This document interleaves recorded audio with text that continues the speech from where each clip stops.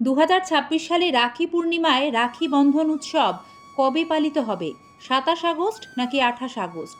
দেখুন পঞ্জিকা অনুসারে সঠিক সময়সূচি। রাখি পূর্ণিমায় রাখি বাঁধার শুভ সময়, নিয়ম মন্ত্র, শ্রী সত্যনারায়ণ পূজার শুভ সময়, গঙ্গা স্নান ও দানের শুভ সময়, পূর্ণিমার নিশি পালন ও ব্রত উপবাস ঠিক কবে কত তারিখে করবেন এই ভিডিওতে দেখুন সঠিক তথ্য। রাখি পূর্ণিমার দিন কোন কোন কাজগুলি ভাইয়ের মঙ্গলে ভুল করেও করবেন না সে বিষয়েও থাকতে হবে সতর্ক। দর্শক বন্ধুরা, শ্রাবণ মাসের পূর্ণিমা তিথিতে মূলত রাখি পূর্ণিমা পালিত হয়। তিথির বিচারে এটি এবছর ভাদ্র মাসে পড়ছে। পূর্ণিমা তিথি শুরু হচ্ছে 27 আগস্ট 2026 বৃহস্পতিবার সকাল 9:08।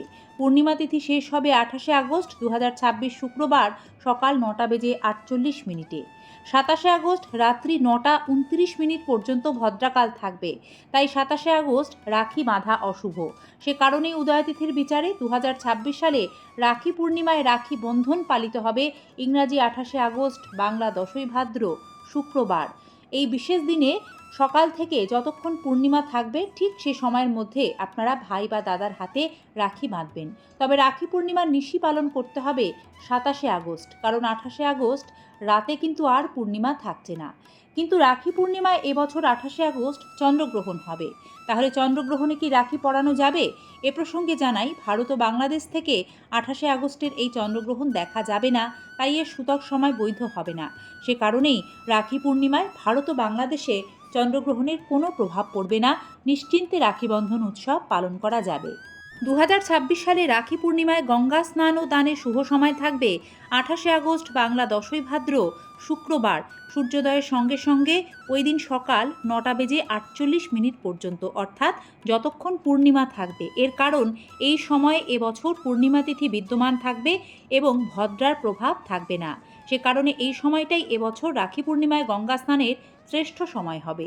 এবার আমরা জানব রাখি পূর্ণিমায় সত্যনারায়ণ পূজার শুভ সময় কখন থাকবে।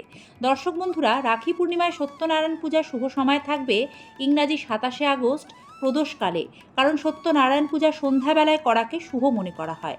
তবে অনেকে 28 আগস্ট সকালে পূর্ণিমা থাকতে থাকতেও সত্যনারায়ণ ব্রত সম্পন্ন করতে পারেন। দর্শক বন্ধুরা, ভাইয়ের মঙ্গলে রাখি পূর্ণিমার দিন কয়েকটি বিশেষ নিয়ম মেনে চলতে হয়। সেগুলি না মানলে ঘোর অমঙ্গল। যেমন ধরুন, রাখি বাঁধার আগে ভাইকে পূর্ব দিকে মুখ করে বসিয়ে রাখি বাঁধুন।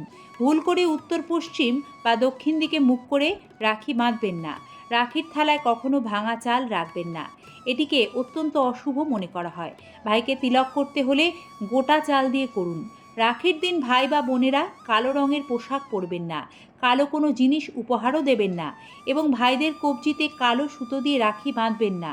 উপহারে রুমাল দেবেন না, কোনো ধারালো জিনিস ভুল করেও উপহার হিসেবে আদান প্রদান করবেন না।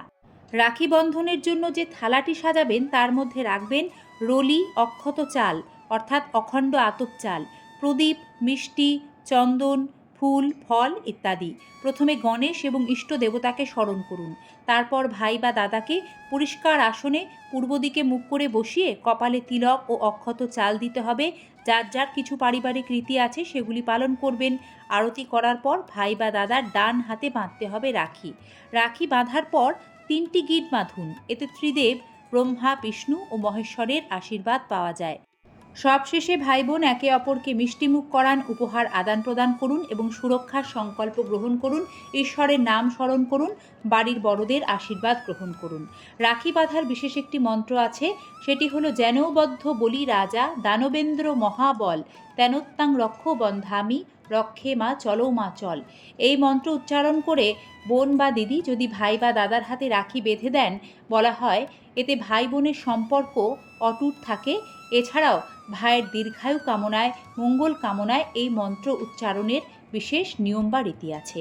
রাখি পূর্ণিমা সম্পর্কিত আজকের এই পর্বটি তাহলে এখানেই শেষ করছি। সকলে ভালো থাকবেন। সকলকে ধন্যবাদ সম্পূর্ণ পর্বটি দেখার জন্য।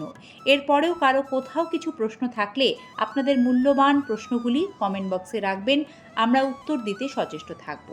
ধন্যবাদ, নমস্কার। শুভ রাখি পূর্ণিমা ও রাখি বন্ধনের আন্তরিক শুভেচ্ছা।